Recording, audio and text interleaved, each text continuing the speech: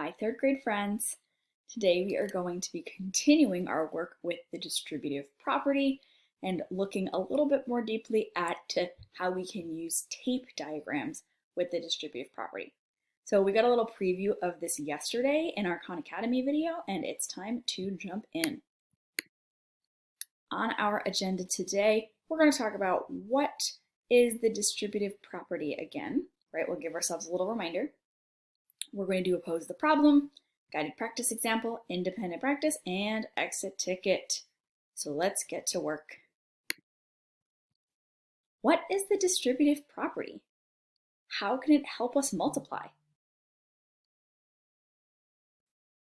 So when we say distribute, what we mean is that we're going to divide something or give a share or part of something. Okay. That makes it a little more simple, right? We're just dividing and sharing. So here, we're breaking up one of the factors and we're multiplying both parts by the other factor, right? So we're breaking up, looks like my original multiplication equation was 3 times 5, right? 3 rows with 5 columns for each. And when we break up that 5 columns, because that's the bigger factor, when we break it up into 2 plus 3, then we're going to multiply 2 and we're going to multiply 3 by our first factor, which was 3. Okay, and that's what they did here. Okay, so it's essentially like finding the area of this section plus the area of this section is going to give you the area of that whole array. Or in this case, we'll be talking about tape diagrams, right?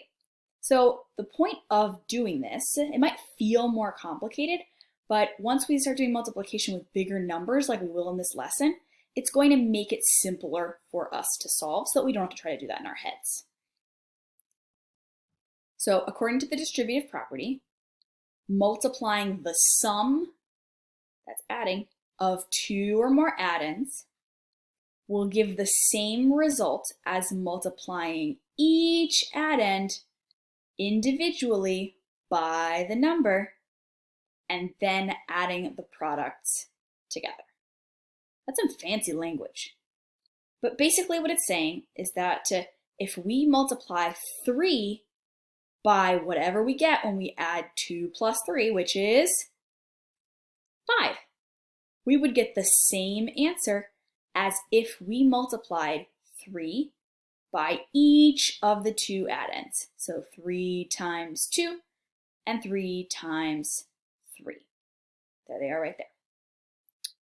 So let's test this out, right? 3 times 2 plus 3 is the same as saying 3 times 5. What's 3 times 5? 15. Now, according to the distributive property, whatever I get when I multiply 3 times 2, and then I add it to whatever I get when I multiply 3 times 3, I should also get 15, right? It's like putting the blue blocks and the green blocks together to get the big rectangle with the blue and the green blocks, okay? So 3 times 2 is 6. 3 times 3 is 9. And then I can't forget to put them together. 6 plus 9 equals 15. So the distributive property holds up here. I want you to grab a pet, a stuffed animal, if you have a family member nearby, and in your own words, tell them, why do we use the distributive property? What is this going to help us to do?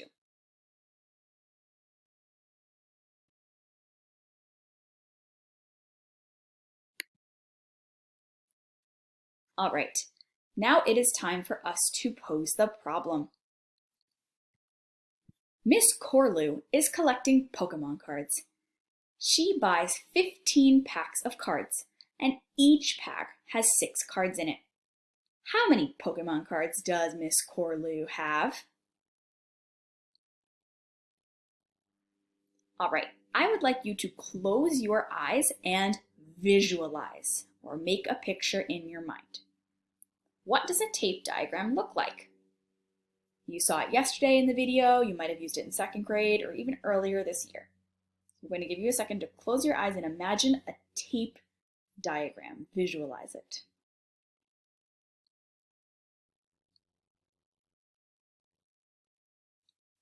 Then I'm going to invite you to turn and talk to that same pet, family member, stuffed animal, and tell them, what do you remember about tape diagrams? What did you picture in your mind? Maybe you say something like, I remember tape diagrams have...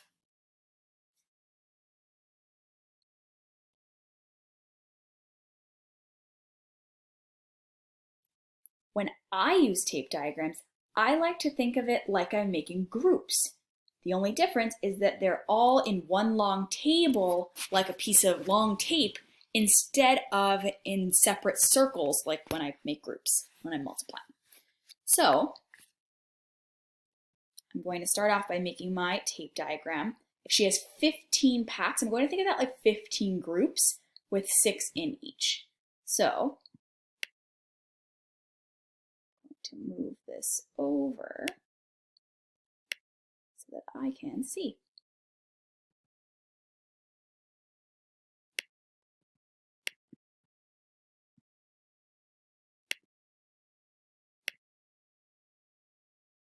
So 15 groups, perfect. And then 6 in each.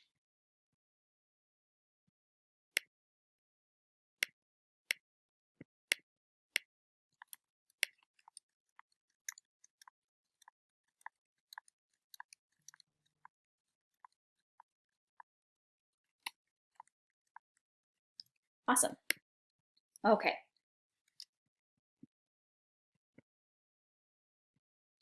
So what would be an easy way now? Remember, distributive property means I'm splitting up one of my factors, right? I'm not going to split up the 6 because I have 6 in each, but I could split up these groups, right? I have 15 groups here, and doing 15 times 6 is kind of hard in my head. So maybe I could split this up into, I have to think about 2 numbers that I could split it up into that are easy for me to multiply by 6, right? So I don't want to choose something like 14 plus 1 because 14 times 6 would still be hard for me to multiply. So maybe something with 10. What about like 10?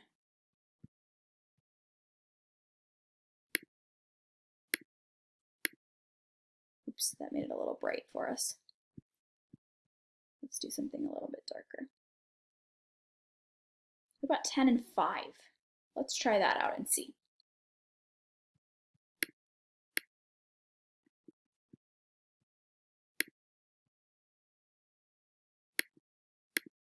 That's better. I'll make this a different color to show the 5. Perfect. Okay.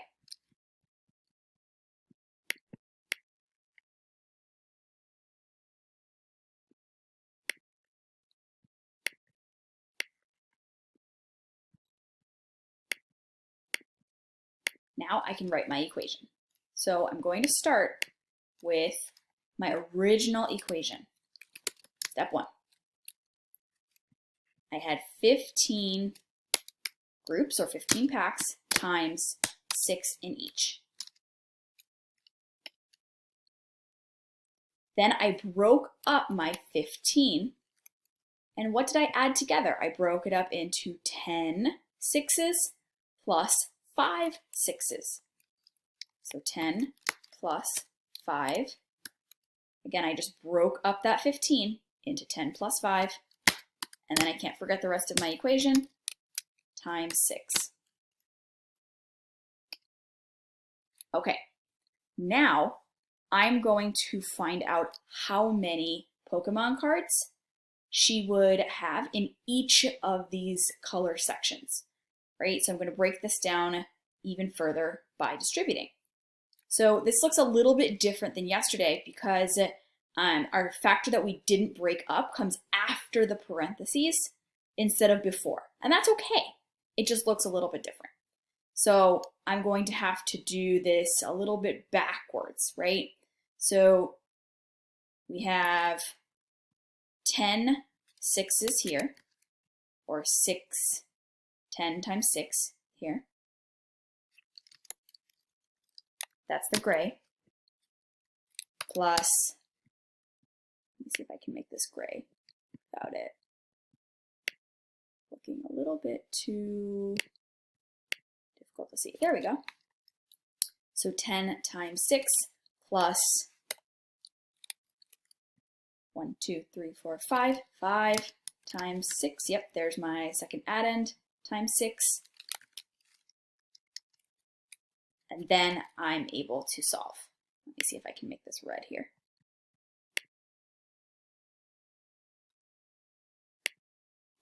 Perfect.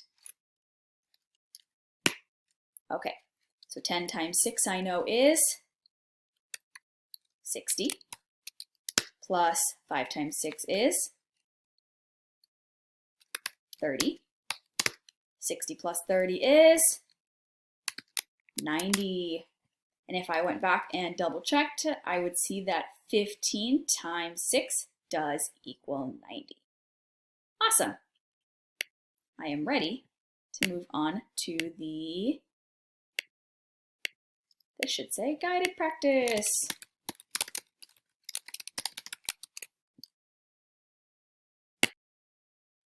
This problem says, use the distributive property to multiply 5 times 13. Okay, so when I look at this, I think 5 groups, and I think 13 in each. But that would be kind of tricky to split up on a tape diagram, right? Because on the last problem, my groups was the bigger factor, was the one that I was splitting. This would be kind of tricky. What do you think I could do to make this easier for myself? Think in your brain, what could I do to make this easier for myself?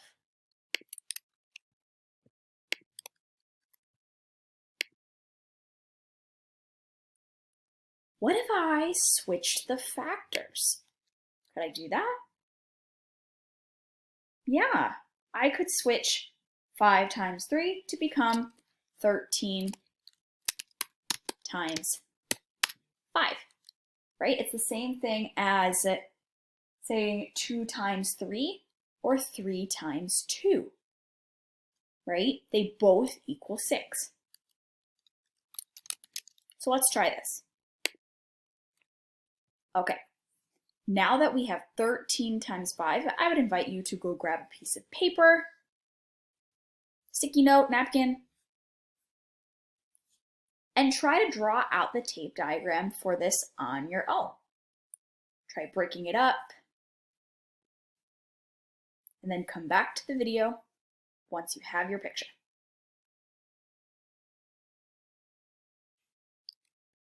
Welcome back. Hopefully you were able to draw this out and give it a try.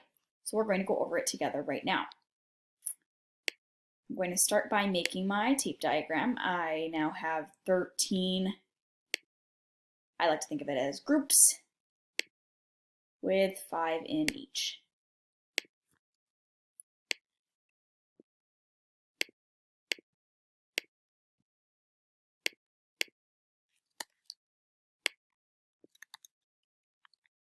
Oops, not 55. There we go. Now we're in business.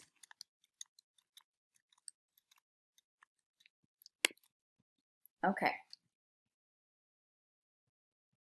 I'm going to go ahead and break up this 13 here, right? So I have 13 5s. I'm going to break it up, and I'm going to do the 13 because that's the bigger factor, right? That's the one that's trickier to multiply by. I don't need to really break up the 5. I know how to multiply by 5s, right? So we're going to break up the 13. And I want to make sure, again, that I'm breaking up that 13 into numbers that are going to be easy to multiply by 5, right? So I don't want to choose something like 12 and 1 because that might still be a little tricky. So maybe I break up the 13 into 5 and 8. Could I multiply those numbers by 5? Yeah, I could. I know how to count by 5s. So let's break this up into 5 5s and 8 5s. I'm going to highlight here. Let's do some different colors. How about a blue? Oh, that's kind of light. Let's go a little darker. There we go. And we'll do a purple.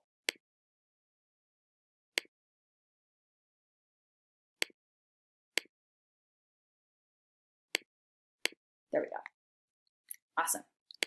Now I can write out my equations using the distributive property.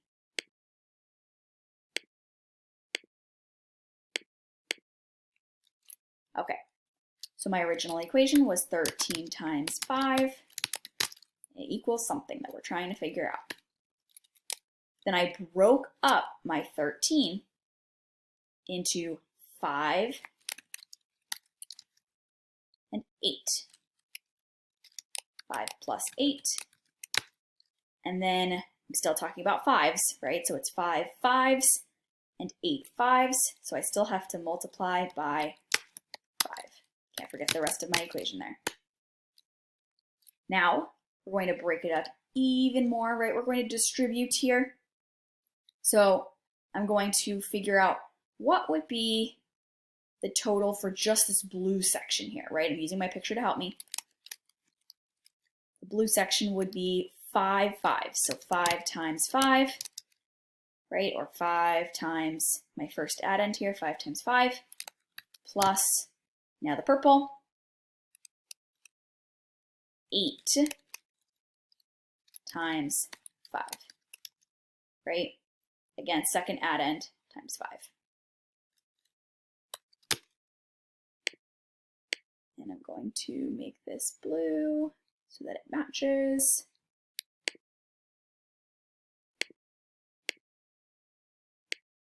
And then I'll make this purple so that it matches that section. All right, time to solve. 5 times 5 is 25, plus 8 times 5 is 40.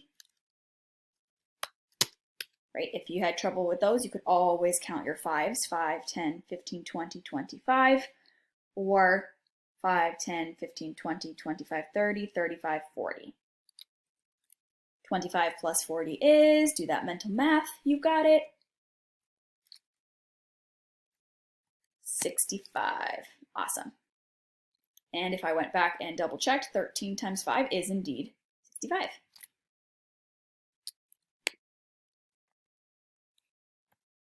All right, friends, it's time for your independent practice and your exit ticket. So you are going to go back to today's assignment on Google Classroom. It is under Tuesday.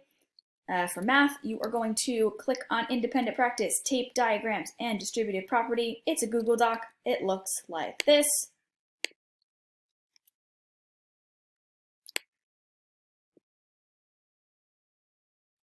And when you are working on it, what you need to do is delete the question marks.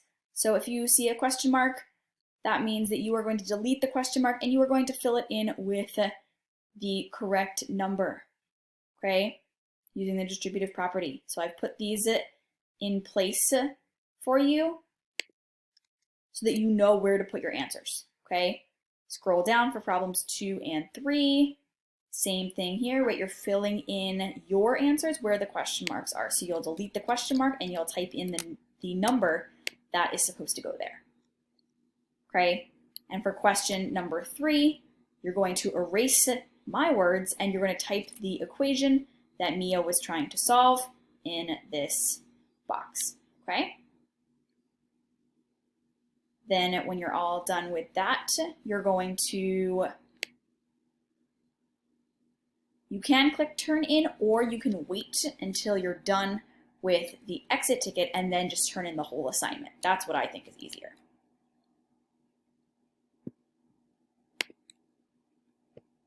All right, then once you're done with the independent practice, right, it's only 3 problems, you're going to go back to today's assignment. You're going to click on exit ticket, tape diagrams, and distributive property. It's a Google form, again, very short. Complete the activities and click submit at the bottom. Friendly reminder that you will not be able to see your answers if you go back to the exit ticket afterward. It's because it mails them off to your teacher, okay? So please submit one time and reach out to your teacher if you accidentally made a mistake. Friends have been doing a good job of that. Once you're done with the independent practice and the exit ticket, when you're done with what? The independent practice and the exit ticket. Then you can go back to Google Classroom and click turn in on the whole assignment because you are done. All right, friends, I will see you soon. Have a great day.